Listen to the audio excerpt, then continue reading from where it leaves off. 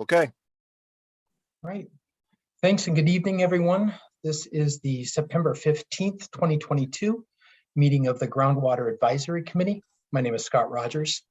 This open meeting of the Groundwater Advisory Committee is being conducted remotely pursuant to Chapter 22 of the Acts of 2022, an act relative to extending certain COVID-19 measures adopted during the state of emergency, signed into law on July 16th, 2022. All members of the Groundwater Advisory Committee are allowed and encouraged to participate remotely. This act allows the Groundwater Advisory Committee to meet entirely remotely so long as reasonable public access is afforded so that the public can follow along with the deliberations of the meeting. The public is encouraged to follow along using the posted agenda unless the chair notes otherwise. Members of the public who wish to view the live stream of this meeting may do so by going to Northborough Remote Meetings on YouTube via the link listed on the agenda. Ensuring public access does not ensure public participation unless such participation is required by law. This meeting will not feature public comment. Next, I'll confirm that board members or committee members are present and can be heard. Members, when I call your name, please respond in the affirmative. Brian Furman. Yes. Diane Goulner. Yes. Teresa Capabianco. Present. And Anthony Zeiton. Here. And staff, when I call your name, please respond in the affirmative. Fred Litchfield. Here. Thank you much. First item on the agenda is to consider the petition of Aspen Aerogels, Inc. for modification of the special permit for a change of use and special permit under Groundwater Protection Overlay District regulations. Case number 01-19 issued in 2002 for the property located at 30 Forbes Road, map 15, parcel 18 in the Industrial Zoning District and Groundwater Protection Overlay District, Area 3. And Fred, if we move our applicants in. I'm just going to hit admit all.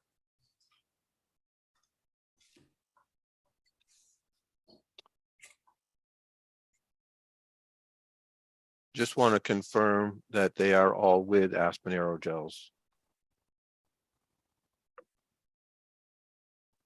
Hi, Fred. Morning. Good evening. Was that a question? I was just getting on with the audio and I heard our name. Yes, Scott Rogers will chair the meeting, but I just wanted to confirm that I just brought in 7 people, and I'm assuming they are all associated with this. Unfortunately, I don't recognize all the names, just most. Sure. Would you like me to go around and introduce folks? Would that be helpful? Sure. I think that, did we get somebody else new? Oh, George Gould just added as well. Okay. That would be great, Dave. Yes, please. Sure thing. All right. So I'm Dave Bialunas. I'm a senior project manager with Aspen Aerogels. I'm kind of responsible for just trying to help spearhead the permitting here with Aspen in the town. We also have George Gould, our chief technology officer with Aspen. We have Josh Vitullo, who is our internal legal counsel, helping us through. And we have Rachel Weiskin, who is with our environmental health and safety department.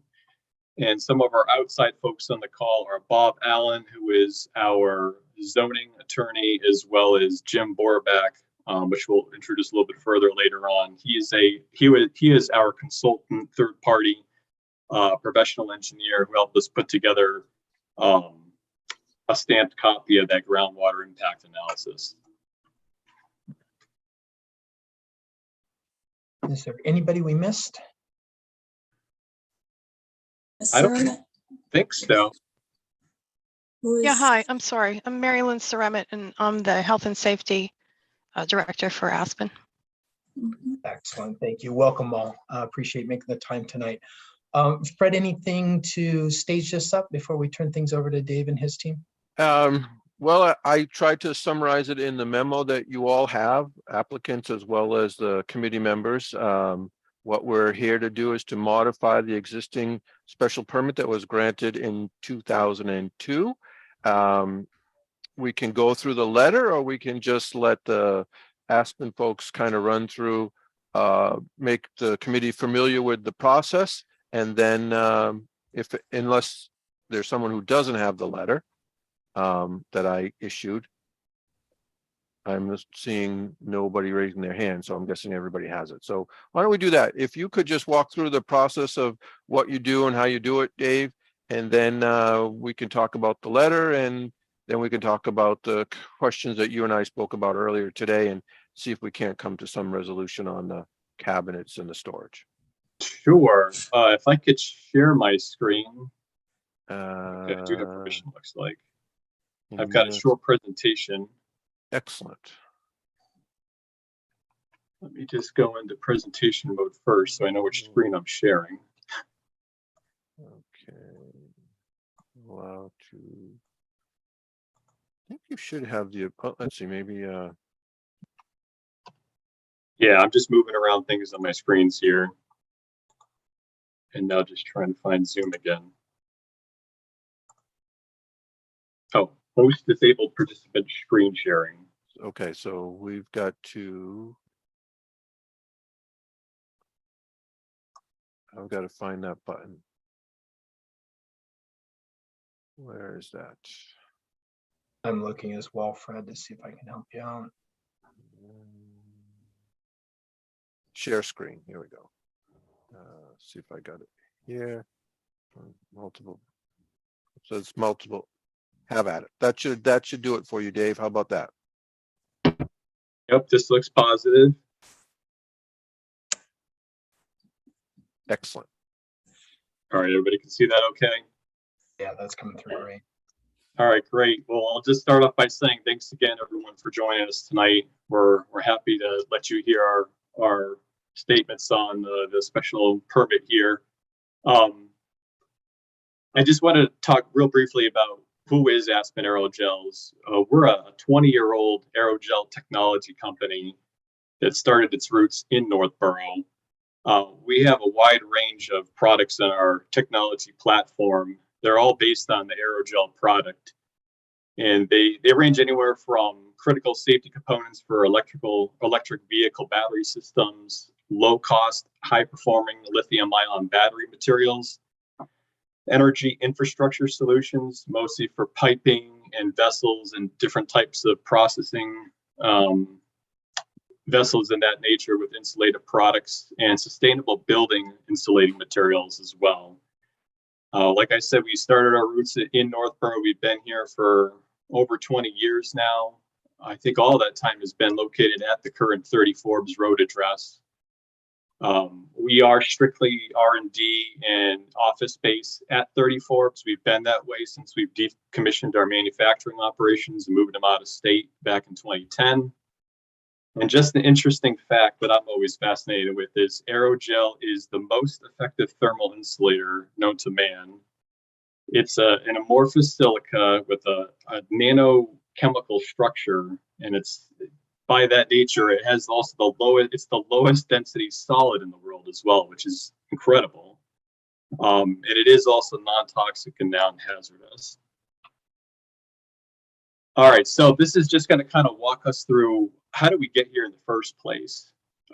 We maintain a license on site for above ground storage of flammable and combustible liquids. That's through the Board of Selectmen, and we have an adjoining permit with the Northborough Fire Department for that. And back earlier this year, we were looking to increase the quantities of how much we actually store on site. So this little table just kind of breaks it down. Our original license way back in the early 2000s with manufacturing, we had 36,000 gallons of flammable liquid storage allowed. Currently, we have 880 gallons of flammable liquids, 380 of combustible liquids, and 390 cubic feet of gases. And we are looking to increase that to this cell over here on the right, 2,000 gallons of flammable liquids, 500 gallons of combustible, and the according increases in flammable gases as well. We have been to the Board of Selectmen's meeting back at the end of June on that. It has not been voted to date, and we are here tonight because it was determined that our special groundwater permit had some components to it that needed to be modified. Oop. All right, so this brings us to the special groundwater permit. The site is in groundwater districts GW2 and GW3, or at least the portion where our building that we operate on sits in. We were granted an original 2000 or special groundwater permit in 2002. This allowed us to operate manufacturing, which is now decommissioned again, as well as R&D with a limit of R&D to 3,000 square feet. And it did also include authorization to store up to 35,000 gallons of the various hazardous materials on site. And this table right here is just a summary of the conditions from that 2002 permit that we are looking to have modified to allow us to move forward. And really, what are those? I mean, according to the permit, any updates to our contingency plan manual must be reviewed. Well, there's been updates over the course of time. We've improved upon our practices and such, and that was included with the original permit submittal. Any changes to the applicant's chemical list need to be reviewed. So again, that was also provided with the application as one of the exhibits. And what I see as kind of the most critical one for Aspen to move forward is the limitation that's in the permit currently that limits us only to 3,000 square feet of R&D space. And for that, we are looking to update that to the extents of the floor plan in the building that we operate out of. And really it's needed because we have since have successfully permitted expansion of some of our battery lab spaces where we've converted some office into R&D footprint. And so I believe we're currently over the 3,000, but we're also looking to expand that so that we don't have this problem in the future as well. If we have to, if we are looking to expand our footprint of R&D. And we can go through this. I know Fred's letter from Friday had required 3 things with his recommendation, and that was to resubmit Exhibit 3 from our application. That was the groundwater resource impact analysis. We did realize that when we had sent that, it was not stamped by a licensed PE, so we since have submitted that. We have modified the floor plan of our space to identify where the flammable storage cabinets are. That coincides with the Exhibit 1 chemical list. And we also did provide a list of all the cabinets as well as their rated storage volume, the volume of what's actually stored within them, and the containment volume that is built into the cabinet itself. We're going to get a little bit into our processes as well. I just wanted to stop for just a moment and ask if there is any questions. I'm good. Okay. I wanted to turn it over real quick and just let our consultant engineer, Jim Borback, just introduce himself. Again, he was the one that took we basically reevaluated our practices on site and how we handle chemicals and such. And we wanted to get that analysis stamped by a licensed professional engineer, as the previous report we did submit with the permit did not have that. Jim, do you want to just take a moment and introduce yourself? Sure, thanks, Dave. I am getting reports of a bad internet connection, so if I keep talking and you can't hear me, I'll come back sometime. But as Dave mentioned, my name is Jim Borback. I work at OHI Engineering, consulting engineering and environmental services firm in Mansfield. I've been a PE in Massachusetts since 1989 and a licensed site professional since 1993. As an LSP, I manage releases that are regulated under the Mass Contingency Plan of oil or hazardous materials. Those have included historic industrial facilities, petroleum from gas stations, underground tanks, above ground tanks, home heating oil tanks, dry cleaners. I've dealt with many spills, some from transportation accidents, chemical storage and use at a variety of different facilities, and fires. Those spills have ranged from a few gallons to a few 100,000 gallons. I've also conducted more than I would choose to count environmental site assessments at a variety of properties throughout New England. Aspen asked me to review their facility and operations relative to their application for a modified special permit, primarily to provide my opinion as to whether that modification would likely result in a significant groundwater degradation. As part of that work, I reviewed documents and plans and procedures that Aspen has. I reviewed the 2002 and 2022 special permit applications. I conducted a site visit and I prepared a report that, as Dave mentioned, has been submitted to you folks. Some of the key findings: no outdoor storage or use of hazardous chemicals or wastes. Those materials are stored indoors in designated areas and provided with spill protection. There are no underground storage tanks or bulk storage. And as Dave mentioned earlier, their chemical storage has been dramatically reduced since originally in 2002. The largest container was 55 gallons, although most were between 1 and 5 gallons. Didn't find any floor drains in the areas where those hazardous chemicals or wastes are stored and used. Those floor drains could be, a migration pathway for a spill to get out to the environment, but like I said, they don't exist. The flooring was in good condition. It was coated, no cracks. Again, a potential migration pathway for a release to get into the environment, but those were all looking good. The site was very well kept, clean, and organized. That's a real factor that we look at when we do an assessment of any property. Good housekeeping goes a long way. If I walk into a site that is not well kept, clean, and organized, I immediately, the antenna go up. So based on the findings that I just mentioned and the review work that we did, I concluded that the approval of the modification of the special permit would not degrade the underlying groundwater to the point where it would represent a significant hazard to public health. Thank you. Thank you, Jim. Did anybody from the town have any questions for Jim before I hand it over to George? Clear. No questions. I think the entire committee got a copy of the memo that went to the planning board chair, that exhibit 3A. So thank you for submitting that. Oh, excellent. Great. Okay. I'll turn it over to George Gould, our Chief Technology Officer. He's going to just take a couple of moments here to talk to you a little bit about our processes and what we do and how we handle certain situations. So thank you for having us.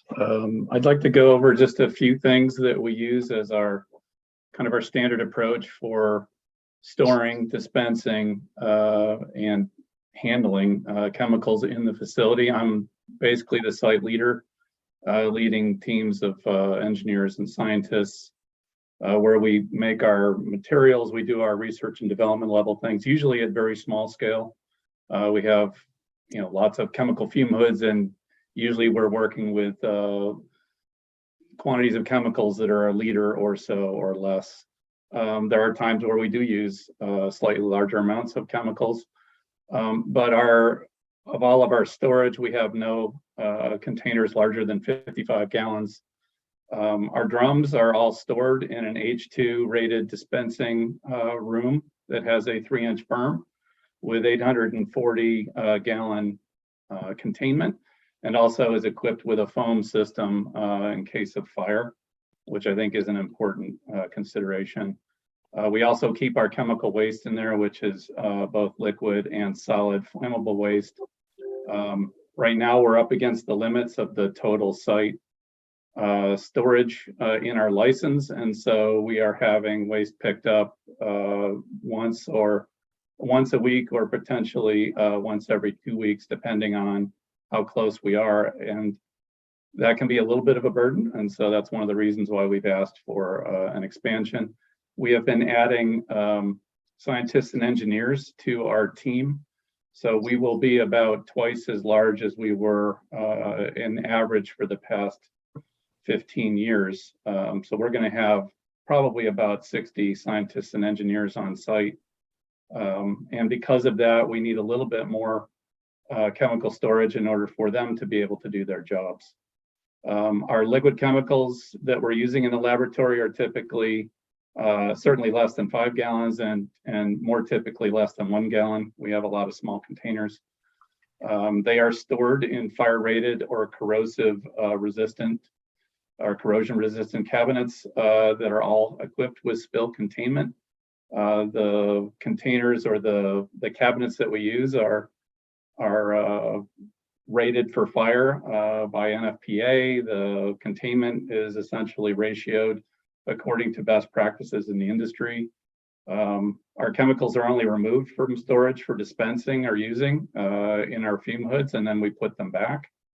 The storage cabinets do have at least 110% spill containment for the largest volume container that we would ever put in them. And typically we are significantly larger than that in terms of the available spill containment versus the largest container. There are no floor drains, as Jim said. The floors in the areas are coated with epoxy. Spill kits are positioned in key locations throughout our laboratories to take care of incidental spills.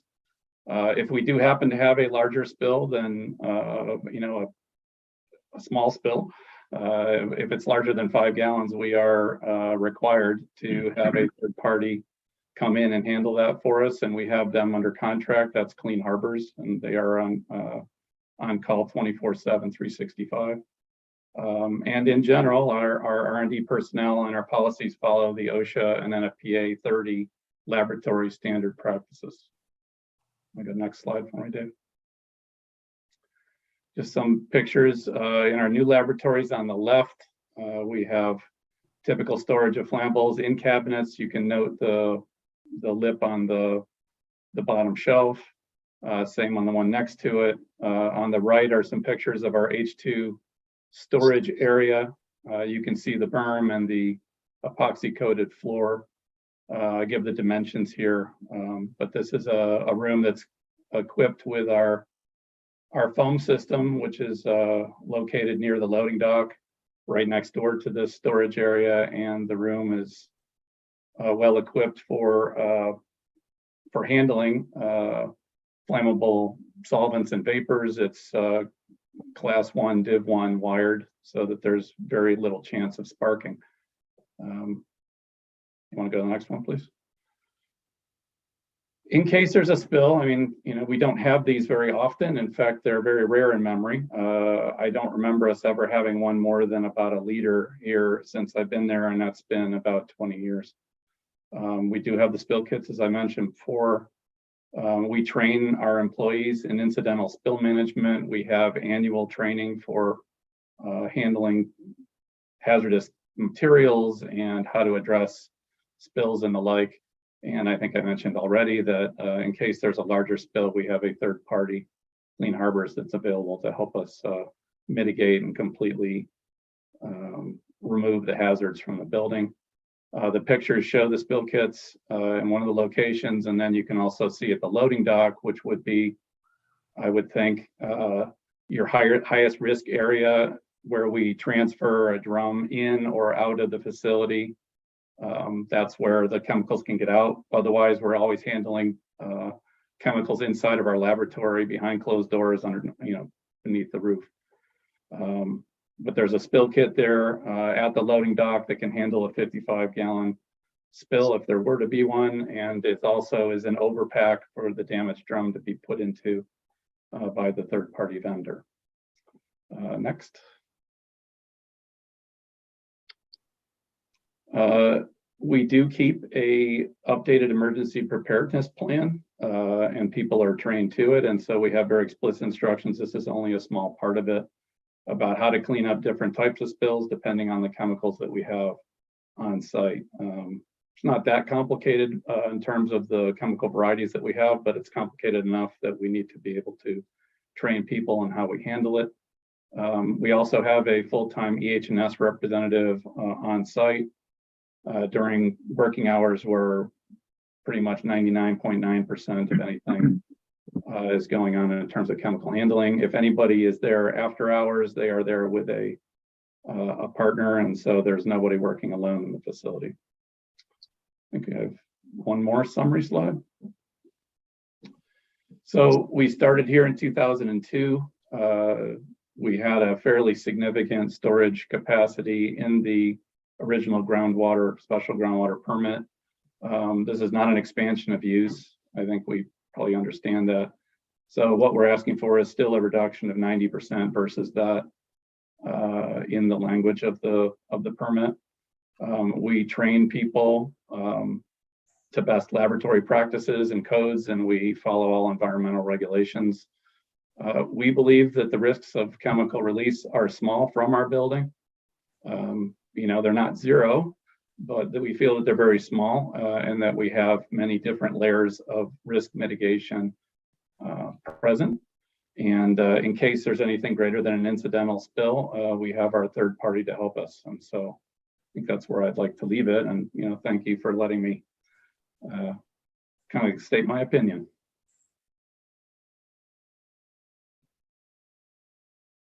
That's great. Dave, anything more from your side for presentation? That's all I had for tonight. Excellent. Fred, anything then from your side catch us up on the memo that was written and then the discussions that have occurred since that memo? Okay. You all have the memo from September 9th that I issued. I tried to outline the 3 things that they were looking for. I did review the list of chemicals, and I did want to verify the size of the containment. I did send you their response to that. I guess just jump into that. The list is, first of all, the letter from OHI meets the requirement, and that is taken care of. The only question I have is the comment about the floor drains. I believe there may be some floor drains in the restrooms. And I just wanted to confirm that there is a physical barrier that would keep a spill from actually getting under the doors and into those floor drains located within there should there be some kind of a catastrophic event.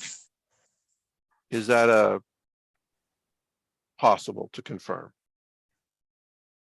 Yeah, I don't think we have any floor drains in our core bathrooms, Fred. We do have one near the janitor closet, but it has a berm on it. It's basically within it has a floor level shower, but it has the whatever 2-inch berm on it. There is a janitor sink, which also has a similar, like a 1 tile high berm. I did see that. I'm sorry to interrupt. Sorry about that. No, I'm sorry. I think our new bathrooms don't have floor drains, but when I looked at the floor plan that came as a result with the package yesterday, it looks, the one I printed out is fairly small. There's 2 areas inside the women's restroom and 2 in the men's restroom that say FD, and I'm assuming that's a floor drain. And in talking to Dave earlier, he said that the only bermed area was around the H2 room with that 3-inch lip around it. And I wanted to see if there was something. I know that the epoxy coating is in the areas where all the R&D is going on, all the lab work, but the door jambs flush, no threshold. So if in the event, I was just looking, is there some kind of pitched aspect to the floor where those floor drains are? Is there anything that could eliminate that possibility from something getting in there that I'm not seeing here? Are we talking about floor drains in the shower areas of the locker rooms? I guess I don't know that they're in the shower area, but they're in the restroom areas. Okay, so there are floor drains. I think so. Unless I'm reading it wrong. I can see with what you're seeing on the plan, Fred. Is it helpful if I share the screen?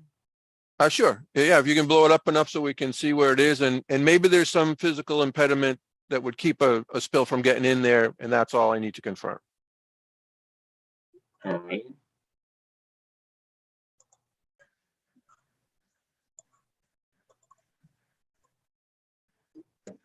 All right, so if this is our main entrance to the building here, this is our reception area. We've got a bathroom floor.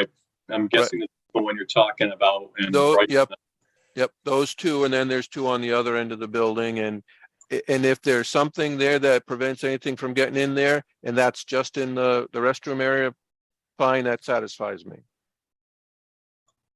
Well, I can't say as though I remember those drains, but I think that we should put a physical impediment if they exist. I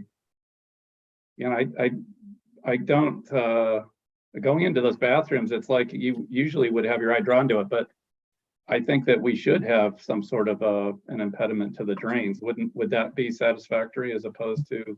It would, that's the goal, is because if the chemicals were to spill, you would go into the sewer system, and then there could be repercussions downstream from there.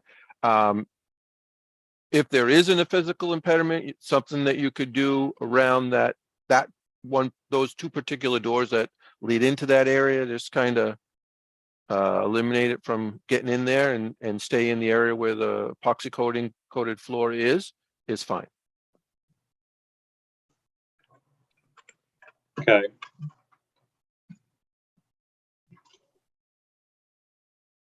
So we'll review if those are there truly. Yep.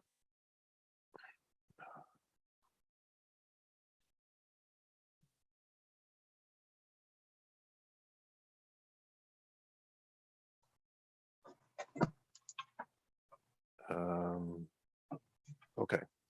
So the other issue in the letter that I had written, I was looking for the cabinets to verify that they could contain whatever's stored within the cabinets if they were all the containers of the jars. And I realize there are numerous jars with small amounts in there. If all of them were to leak into the cabinet, that the sump in the bottom, the containment area, was large enough to contain everything.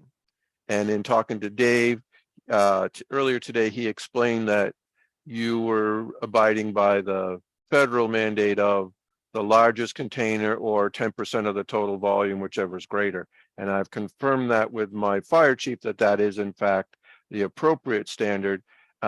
We have typically required 100% containment of whatever's in the cabinet to be stored. After I spoke with Dave, I did review the list again, and unless I'm reading it wrong, it looks like there's about 38 different containers, and 25 of them actually meet the recommendation that I had for the spill storage is greater than the proposed storage within the cabinet. So 25 of them are fine. 3 of them, there's a couple of blocks that are blank, so I wasn't quite sure. And then there's about 10 that don't meet that, but meet the other standard of the largest container. I guess that's really the crux of it for me. If we can find a way that the committee is comfortable with that, recommending approval of everything as is, or if you have any other suggestion. I think that's really what the bulk of what we need to talk about. The whole issue of the limit on the 3,000 square feet of R&D. I've talked it over with staff. We are in agreement that manufacturing is a much greater hazard than R&D due to the number of employees and the volume of chemicals that are being used. The fact that you're reducing, all that seems fine. The contingency plan is good. It's really just a matter of ironing out the list of chemicals and the volume that we want to recommend to the planning board for their consideration at their public hearing next week. So what are your thoughts on those 10 or 13 cabinets or so that don't quite store everything that's stored within them if it were to spill out? Do you have some thoughts?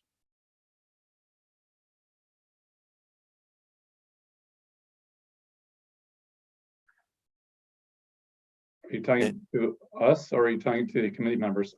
First you and your team. First me. Well, your team. Yeah, and certainly, my teammates can certainly back me up here.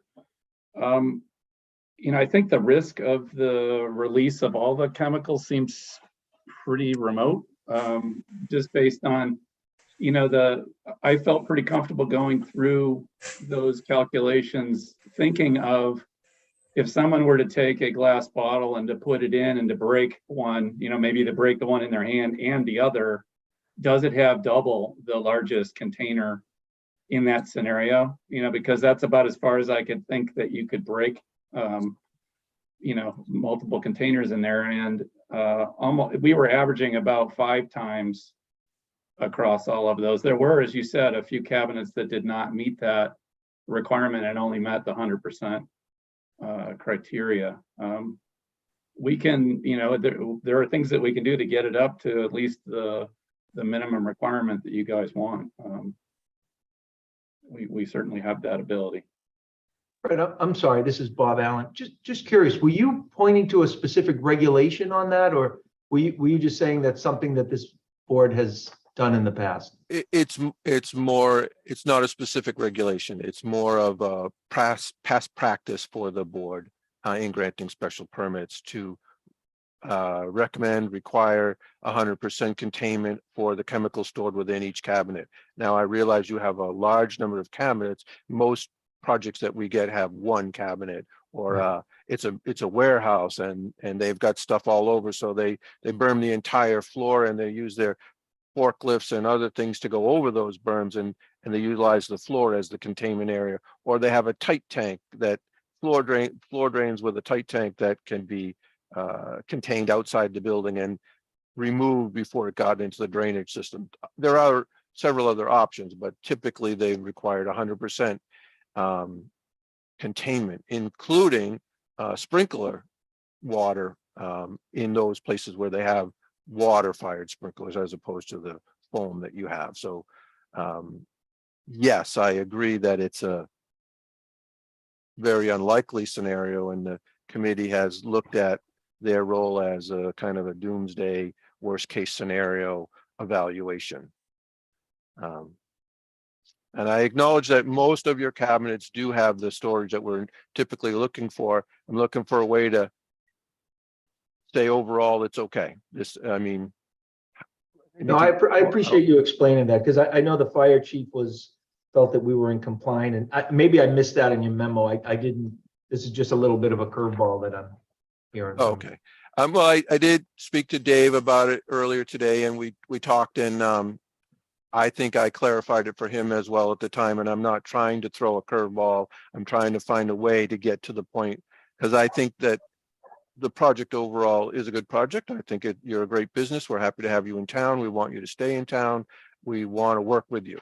I just appreciate that. I need to get to a point where I can be consistent enough with previous decisions that we're not stepping out and doing something special in your case. So help me get there. I appreciate that.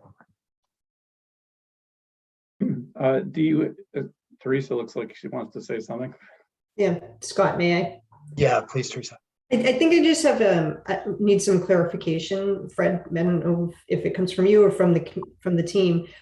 Did you say that the federal standard for storage is 10% of the gross volume within the cabinet? Or I just want to make sure I understand what the federal standard is that would apply here, that the fire chief seems to be applying versus what we've historically done. The fire chief gave me the actual citation when we spoke earlier today, and he said that it was 10% of the total volume within the cabinet, or the one single largest container within 100% of the one single largest container within the cabinet. And if I don't have that right, please help me out, guys. But what the information that they submitted does meet that. And I believe that's probably the industry standard, and what we've been doing over the years has probably been overkill, which is typically what we do. Well, we're a zealous town, so I understand that. Okay, thank you. Fred, if we were to put some additional containment in the ones that aren't meeting something, can we establish a percentage that you would be happy with, of the percentage of the largest container that we store? Like 200% or?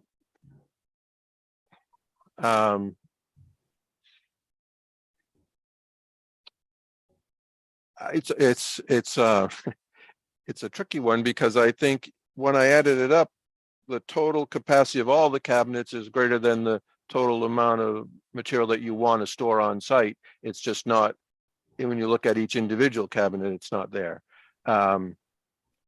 So do we need an extra cabinet? That's what I'm looking for, to see if you want to make some of the cabinets that don't meet it bigger or break them down into numerous cabinets. I'm willing to, and if space becomes an issue because the cabinet that you would need would be so big that it doesn't work, just want to call that one Right, out so or that two that out. might be the most, so George, it might just be looking at the footprint and where we're not meeting the requirements that they're asking for and just getting another flammable cabinet or two. And Yeah, if, I'm sorry, I don't know who was gonna. That's me, it's Rachel. No, what that seems, if that's what you would like to do, if you want to think about it and that's a doable option for you, that's not unfeasible. I would be willing to recommend to the committee, and then the committee could vote to recommend to the planning board if they so choose to, just a condition that says the cabinets will accommodate at least 100% of all the chemicals stored within each cabinet. And then we work that out prior to whatever, I assume there's a building permit or something at some point from the building inspector that we would have as a mark to catch that with. I just don't want to require something that you find out tomorrow or next week that is not possible or not practical for your operation. I want to try to work it out if we can now. No, understood. And I think we can, I'm sorry, Josh, go ahead. I think I was going to say, I think we probably have to think about Right. what, because I think you're right. We do follow what we usually think of as standard, which is 100 or 110% of biggest container, depending on which federal rule kind of applies. Here, we continue to follow that, and that's usually been kind of the best practices that we've seen. So I think that operationally, we'd have to think about whether or not it would be feasible for us to be able to continue to kind of either add cabinetry. Another solution might be to add some other kind of external containment to the cabinets themselves. And then a third solution would be to take some kind of a voluntary act, but not have it be a requirement of the permit, only because of, I think, what the permit, in 5 years from now and 10 years from now, we should be following whatever kind of industry best practices are. If that makes sense. Fred, Ms. Teresa? Scott, may I through you? Fred, their 2002 permit, did that have the same requirement, 100%? It did not. We were looking at it earlier. It said 110% of each. So of any individual one had a requirement of 110% containment. So, I could be misreading that or misunderstanding that, Fred. So if so, please let me know. I think that we had all the chemicals in one area because it was more manufacturing and the R&D space was fairly limited. I thought we had 100% of the chemical storage contained on site in the original permit, but I could be wrong. It was 20 years ago. It's in the packet. Yes. It number 3, and so I just found it. Number 3 on that decision says the applicant shall provide containment equal to at least 110% for each chemical and in accordance with any fire department regulations. So it sounds like they were following that 110% rule and not 100% of the total number within the storage containment. Well, I think we intended for that 110% of each chemical to be storage provided for each chemical so that there was containment for 110% of the whatever chemical there was. And at the time, there was far more chemical storage proposed and approved.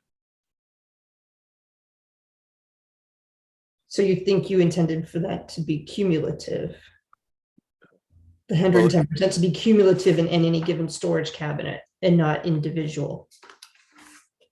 To be honest with you, I believe that we were not looking at it as individual cabinets at the time. I think what we did was we were looking at sheer volume of the chemicals, and there were several different kinds of chemicals, and that's why it says 110% of each, but it didn't actually address the cabinets or how this, I don't think the storage was looked at quite as closely as it is being done today. Okay. Thanks. Thank you. Other questions from the committee? Yeah, Anthony. So where the loading dock is that kind of a vulnerable place when you, especially if you're delivering or picking up materials or moving 55-gallon drums in that area? If there were a spill, is there any containment outside? If the material were to get underneath the door? And then the second part of that is if something did happen and material did end up in the, say, the parking lot or the loading dock outside, do you guys start cleaning that up immediately, or do you wait for Clean Harbors to come out and do that, or what's the process?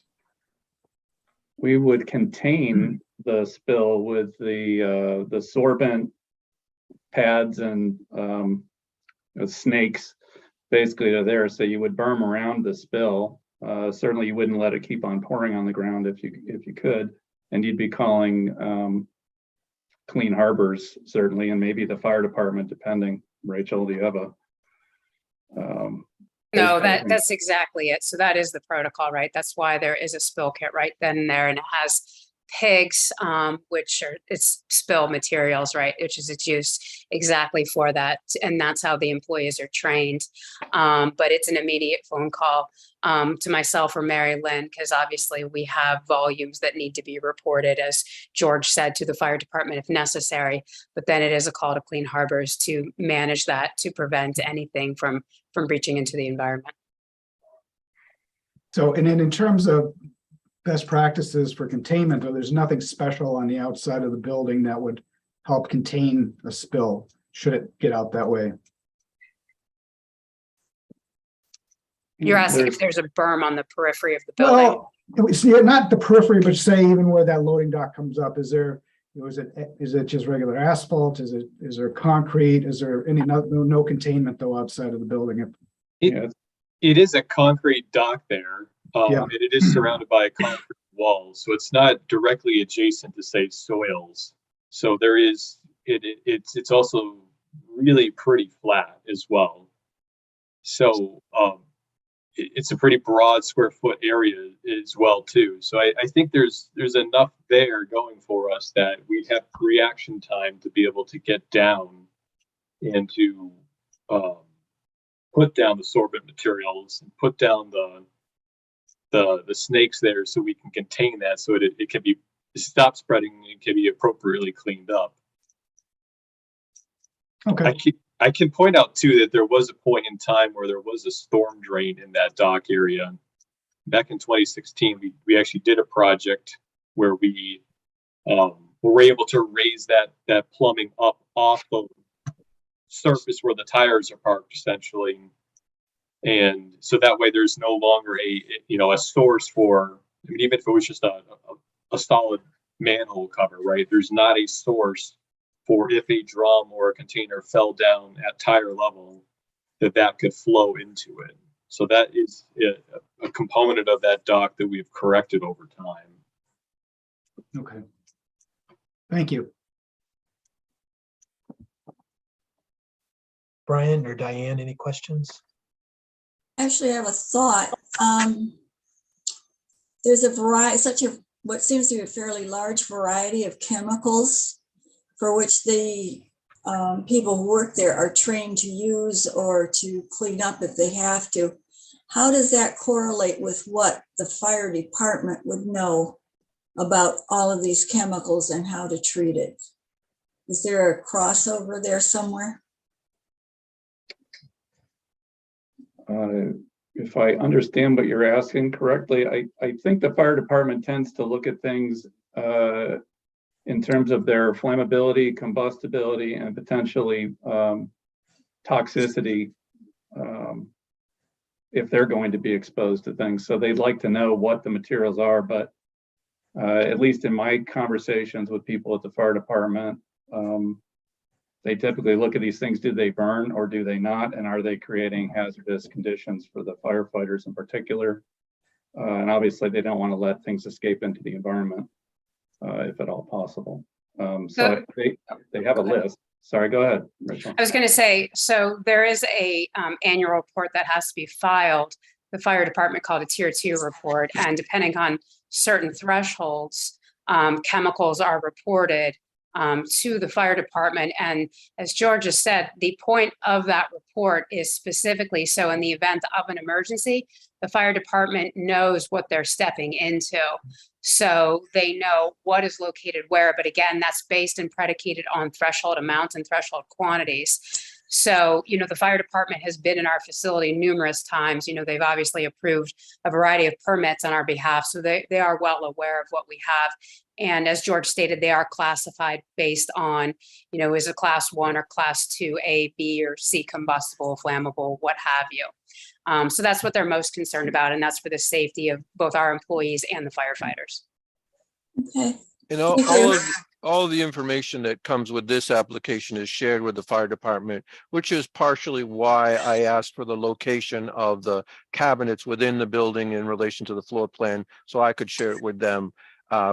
We have some crossover stuff that we are interested in protecting. They have very strong concerns about gas, storage of volume of gas. It's not a hazard to the groundwater, but they want to know if it's going to blow up. So we share information back and forth, and part of what I look for is enough extras that I can give them so they know what they're getting into when they go into the building if they had to. So it's all shared with the fire department. Nobody's excluded or working in a vacuum. Thank you. And then Brian, give you a chance if you had a question or a comment. Just on the storage, spill storage, it's not in compliance with the town's or our recommendation of 100%. What percentage of that is of the 3,000 gallons they're sinking, the 12 odd containers that don't meet what Fred's talking about, don't meet the federal or the fire department's request too? I think they all meet the federal, or what the fire department was recommending is the industry standard. And there were 10 or so that I saw that didn't meet the 100% within each cabinet. Right. And there were 3 that had a couple of blank boxes, and so I wasn't quite sure if they met it or not. But of the 10, were they 75%, 90%? Or do you know? I mean, most were close to that. I didn't do a breakdown of each one. I was trying to put a list together of which ones met, which ones didn't by checking off the boxes. If there were 6 containers in there and there was, you had 80% storage, none of the 6 containers would even come close to that. The odds of having them all burst at the same time are pretty slim. So if there was a high percentage of the total volume, I think that's something that we'd have to get, especially since they had a permitted storage of 36,000 gallons before. Trust me, that's not lost on me. Reducing the volume of chemicals by 90% is a huge win. Using primarily most of the building as research and development versus manufacturing is another huge plus in our favor. So I'm just trying to find a way to make it work. And if the committee is okay with the fact that they're meeting the industry standard and what the fire department was looking for, and you want to recommend approval as it is, I can get behind that. I just wanted to point out that we typically ask for 100% storage within the cabinet of the chemicals stored within the cabinet. And I want it to be consistent. And if you're comfortable not in this case, because overall it's such an improvement to what was approved 20 years ago. I can get behind that too. I just want to make sure we're all comfortable and send something that you're in agreement with on to the planning board. And if not, we reconvene and iron it out. Okay. And maybe it might help just to, if I point on a particular role and capacity, kind of run a scenario like that. There's if I use, for example, Hood 1 asset, that's the second line in the sheet, where there's a storage, a planned storage of, let's say, 6 gallons and a spill capacity of 3 gallons. So on paper, we're covering, what 50% of what might be stored there is spill capacity. Now, because the largest container is a 1/4 gallon, then it looks really great in terms of percentages that you could have you're handling, easily handling that max size 1/4 gallon, within the 3 gallon spill capacity. And if the max container, the largest container is a 1/4 gallon, you have to have 3 by 4, 12 of those break simultaneously to reach the spill capacity. And so I think some of those scenarios, if you play that through the rest, that we're even our largest containers are at 1 gallon or a liter or 1/4 gallon are sizes such that as George mentioned, you'd have to have quite a few break simultaneously to meet those spill capacities. So the percentages might look off, and it's only 50% spill capacity.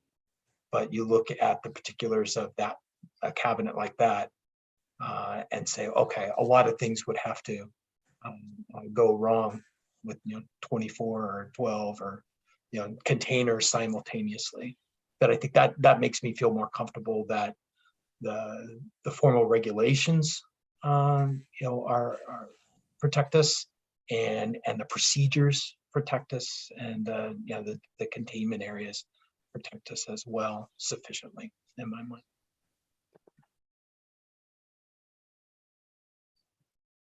I agree with that. That's sums it up nicely.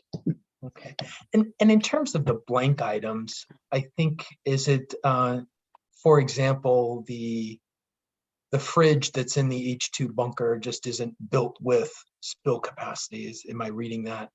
Well, the H2 bunker has capacity for everything that's in there, so I'm not terribly concerned about that. Right, so I wouldn't be worried about an individual item like that fridge not having its own. We're relying on the overall bunker. Yeah, to handle any. There's actually two bunkers. There is the H2 big bunker that we put all the drums in. There's a second one that was our original storage area, and that has a pit. It has a 4-foot deep pit that covers basically the entire room with a grate over the top of it. And the refrigerator opens directly. It's basically on top of that grate. Okay, that explains the note that's on that line. Right. Okay, thank you. Yeah. Thank you. That helps a lot. And so the 2 reservoirs that we just don't have a percentage for, it seems like they just don't have. I admit to, I did not notice if they had a plastic container around the bottle. I was measuring everything and I forgot to look on the counter. And when I got back to type it up, I'm like, I wasn't accessible to the thing. I can check that out. Basically what this is, it's a bottle that has some tubes going into it. It's a 1 gallon bottle. It's either water or maybe there's some solvent in one of the cases. But we could put that into a secondary container right on top of the thing that would hold 100% of its volume or more. Okay, and I think that's another example where we're talking about 3/4 of a gallon or a gallon container that just might not have an extra plastic ring around it, right? Mm-hmm. So I think the sizes involved are so small that in the overall area that room that it's in, those other measures are in place that have, high level of confidence that folks are following good procedures and practices.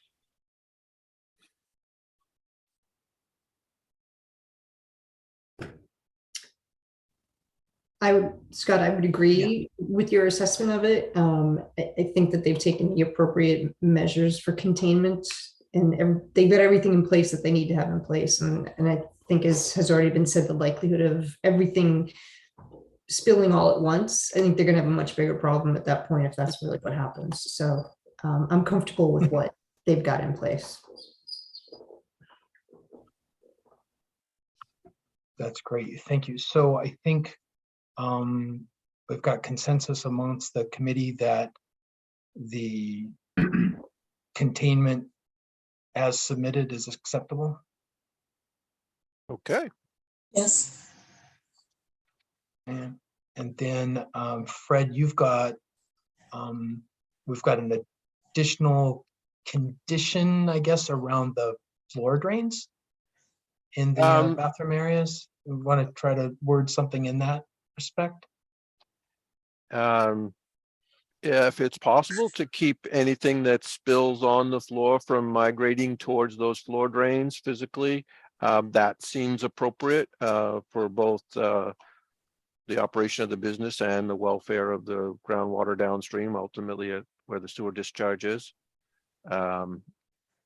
If that's acceptable to Aspen, I think we can work that into a recommendation to the planning board. If it's something you want to look at further before committing to it, I'm okay with that.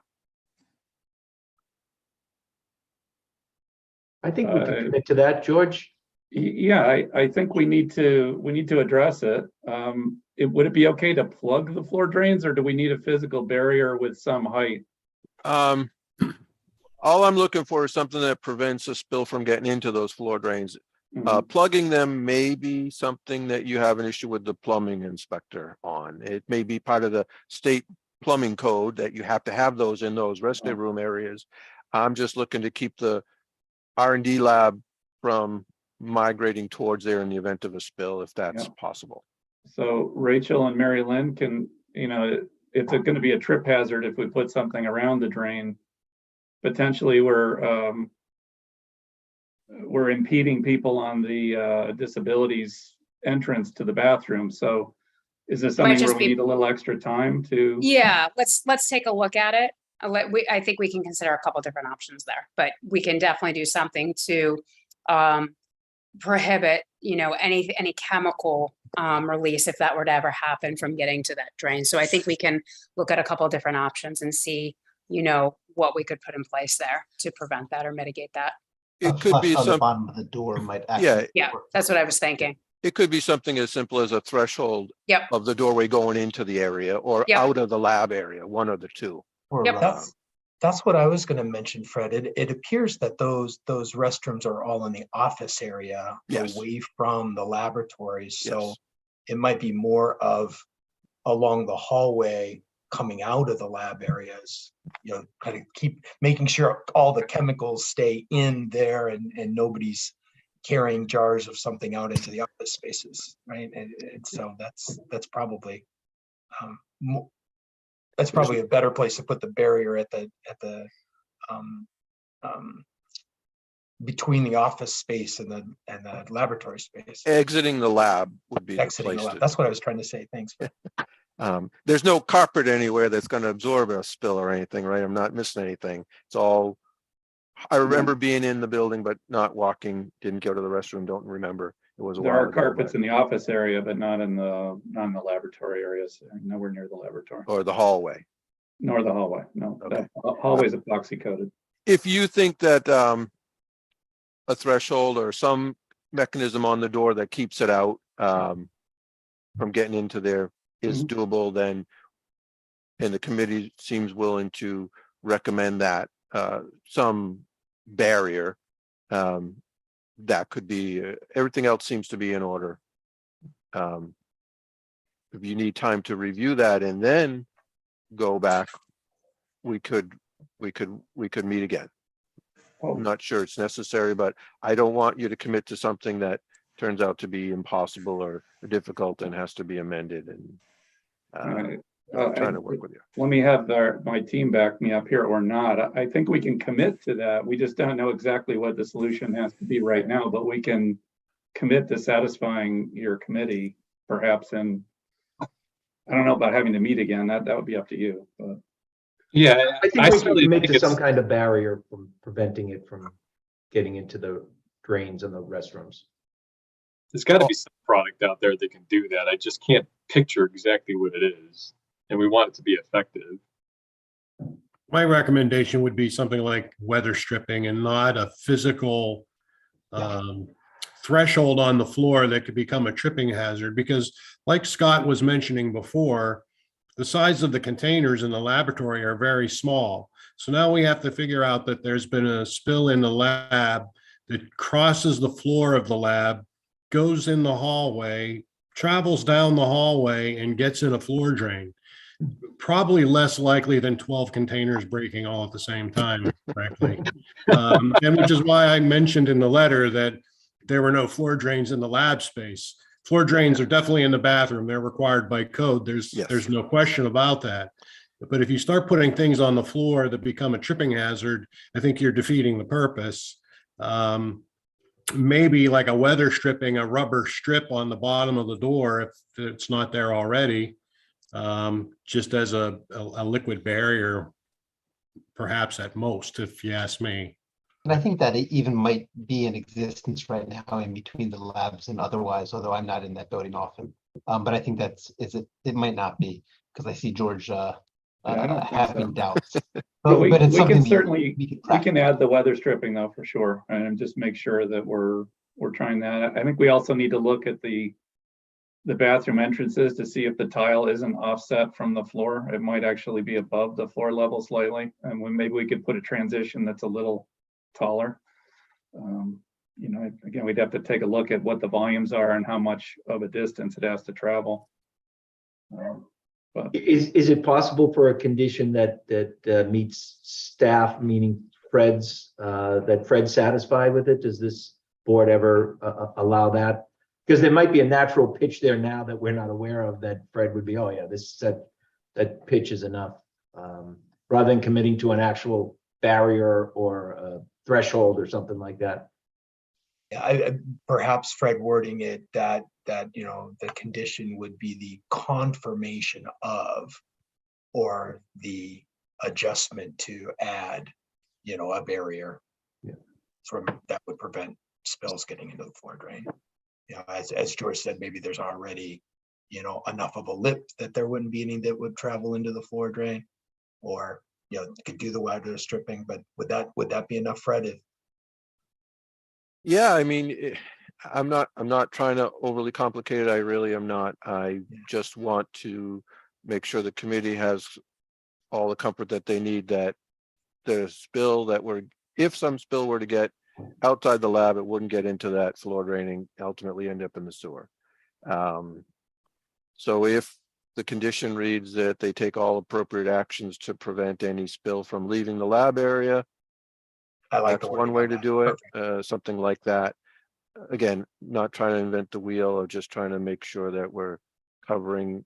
I don't want the committee to recommend approval of something and then have the planning board look at it closer than we did and find that we should have made it tighter. And I want you all to be comfortable with what we're sending to the planning board, because it looks like we're in agreement that they've made a significant reduction in chemicals and likelihood of a contamination issue, the reduction in volume, the commitment to the reduction in the quantities and the types of chemicals, the notation of all the different cabinets. It's all very positive, and I want it to come across that way to the planning board. I think the phrasing then you used is to prevent any spills from leaving the lab area. Covers, you know, what, you know, would be that intent, and then, you know, gives you the flexibility on whatever these other floor drain. But Anthony, you know, thoughts on that, you know, in terms of planning board reviews, is that helpful? Do you foresee any other elements there? Well, I'm not certain. I know that I believe Aspen did respond to Carrie with she had a number of questions on the planning board meeting. I don't know if there was a response to that. So if that's all queued up, I have no idea whether there's going to be other questions that, result from that discussion next Tuesday. I can't foresee that. Okay. But I feel if we put a condition, phrased that way, that from a groundwater protection, I think we've met the intent of our charge in that respect. Changing gears just a little bit, Fred, we're also carrying over the conditions from the original permit. Yes, with so some the way it exceptions, typically or- works in speaking with Lori, the town planner, it typically works at all conditions that were in the original permit will remain in full force, with the exception of whatever gets modified at the public hearing. And we were targeting, I believe, 3 conditions to modify. The floor area for R&D, contingency plan update, and the list of chemicals being reduced and accompanied with the storage of each. So I think we're there. Okay, so then out of this committee would be the recommendation to add the additional condition about spills leaving the lab area. Right, that they would take all necessary and appropriate action to prevent any spills from leaving the lab area. That's great. Okay. Acknowledging that the bulk of what the engineers and scientists are working with are small quantities at a time. Any further questions from board or committee members? And are we ready to move on our recommendation? Yes. Does anybody want to formulate said recommendation? I can take a stab at it, and Fred can help me if you want. So I would make a motion that the committee recommend approval of the groundwater special permit modification pursuant to this application, with the 3 modifications sought, as well as the 4th condition regarding the floor drains in the bathroom areas. It was very inartfully worded. I'm sorry about that.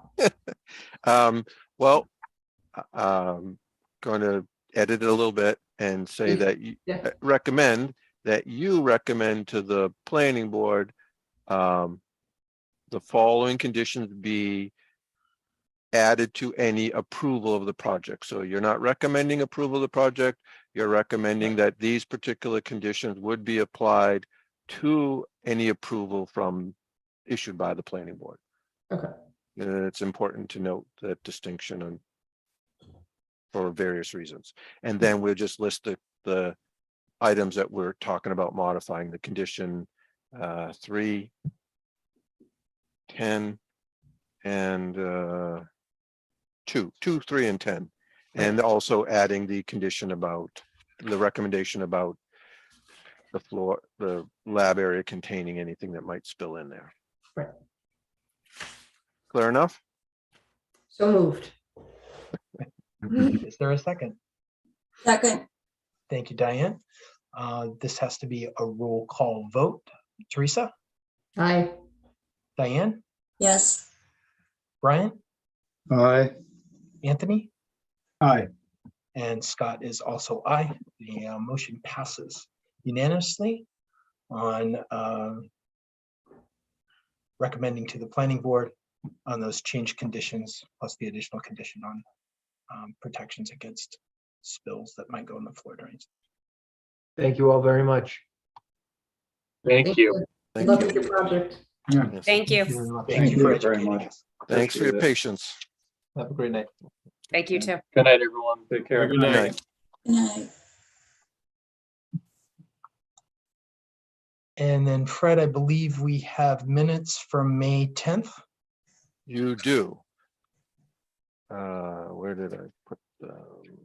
You all have them? Or does anybody need me to put them up on the screen or anything?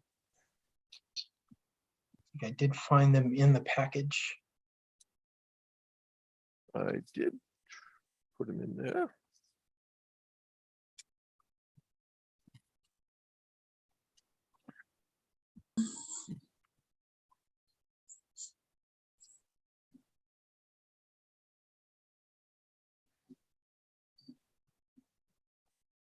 Fred, I don't think they were in the package that I picked up today. Oh, you know what? They weren't. That package that you picked up was just the package that Aspen submitted and was sent out to everyone electronically. So I apologize for that. I Okay. neglected to put them in there. Where So did I put Fred's those? message from September 9th Yep. at 1:36 had the draft minutes as an attachment. Was the minutes one of the three things that came through with your email, Teresa? Or was it not? Because there was about 12 Yeah, I have attachments. minutes from January 20th, 2022. No. Those are the minutes that I got. Oh, yeah, that's what I'm seeing. See. That's what I received too. Yeah. January. So it doesn't look like we got May, Fred. Okay, well, I apologize. That is on me. I thought that they were included there. Let me check one thing before we table it completely. I did review those January minutes though. Thank you.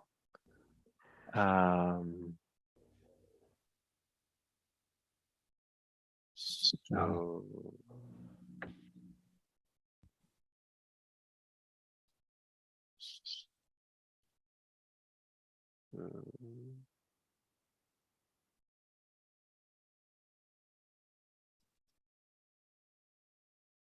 when did let's see.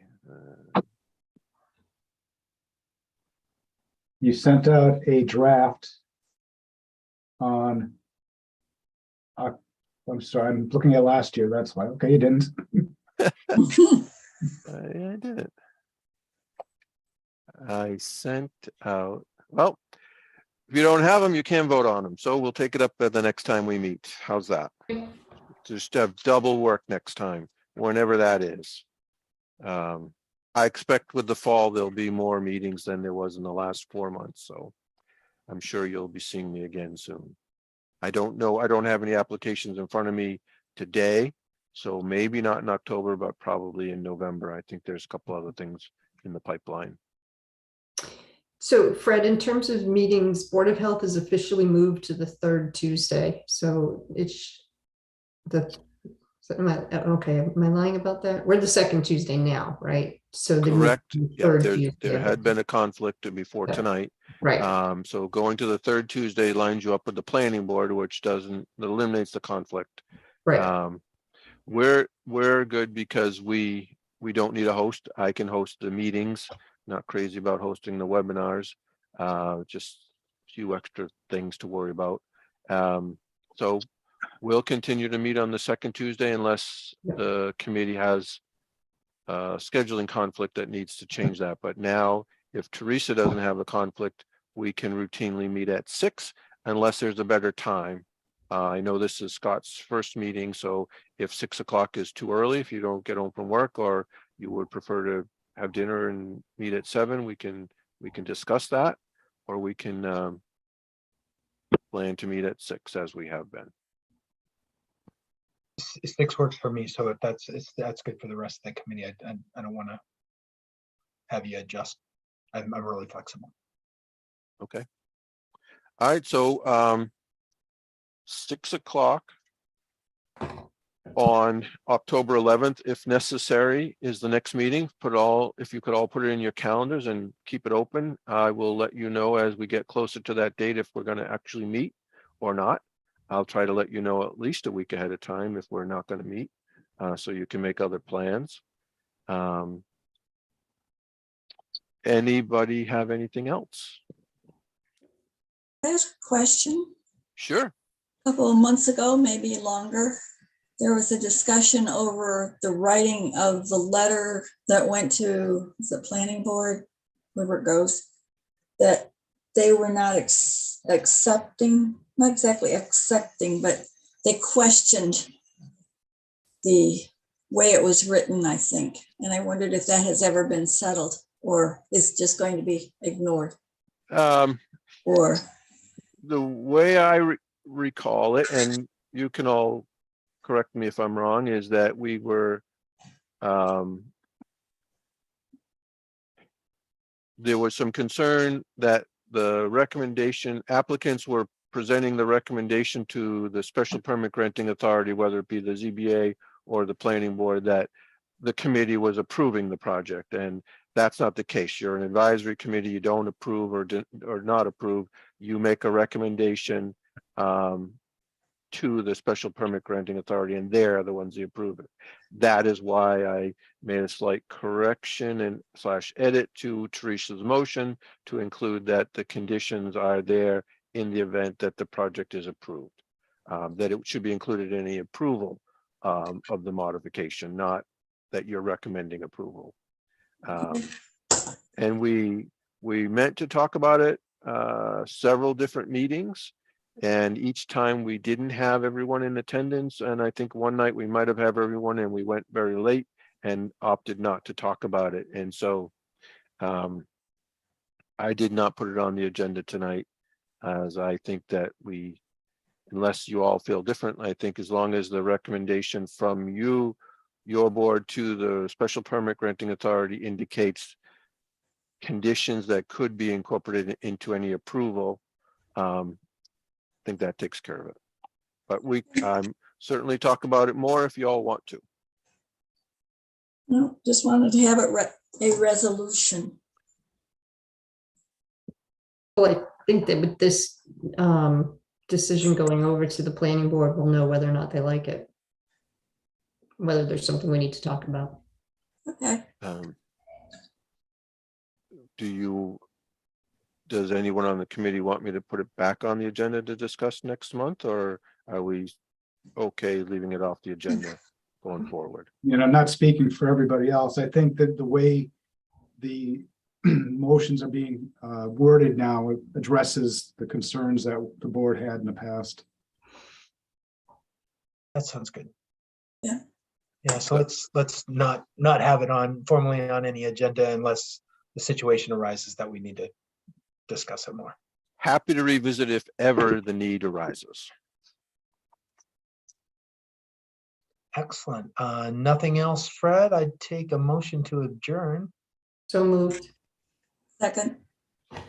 Moved in second. This will be a roll call vote. Teresa? Aye. Diane? Yes. Anthony? Aye. Brian? Aye. I am also aye. Everybody have a wonderful evening. Thank you so much. Thank you, Fred, for all your work. I know it was a tough one today. Not bad. Could have been worse. All right, sounds good. All Take right. care, everyone. Good night. Thank you. Good night, everybody. Zoom out.